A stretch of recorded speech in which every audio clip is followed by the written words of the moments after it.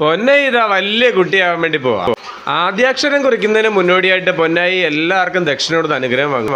അച്ചമ്മയ്ക്കും അപ്പച്ചിക്കും അപ്പച്ചിയപ്പയ്ക്കും ഒക്കെ അപ്പച്ചയുടെ വീട്ടിൽ വെച്ചാണ് പൊന്നെ ദക്ഷിണ.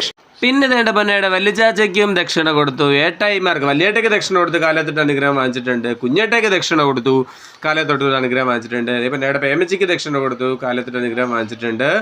പിന്നെ ഇതേ പൊന്നയുടെ അപ്പുപ്പാച്ചിയുടെ അടുത്ത് ചെയ്യുന്ന അപ്പപ്പച്ചിക്ക് ദക്ഷിണ കൊടുത്തിട്ട് പൊന്നെ കാലത്തൊട്ട് തൊഴുത്ത് അനുഗ്രഹമൊക്കെ വാങ്ങിച്ച് പൊന്നെ. പിന്നെ അമ്മൂമ്മയ്ക്കും ദക്ഷിണ കൊടുത്തു. അപ്പം നിങ്ങളുടെ എല്ലാവരുടെ അനുഗ്രഹം പൊന്നായിക്ക് വേണേ, പൊന്നായിക്ക് വേണ്ടി പ്രാർത്ഥിക്കണം എല്ലാവരും. എന്നിട്ട് ഞങ്ങൾ പൊന്നായി എഴുതാൻ പോയത് മാവേലിക്കര തട്ടാരമ്പലത്തിലുള്ള സരസ്വതി ക്ഷേത്രത്തിലാണ്. അവിടെ ചെന്ന് പൊന്നായി നേരെ ഗണപതി ഭഗവാന് കറുകമാലയൊക്കെ സമർപ്പിച്ചതിന് ശേഷം സരസ്വതി ദേവിയുടെ നടയിൽ പോയി തൊഴുതു പ്രാർത്ഥിച്ചു പൊന്നായി.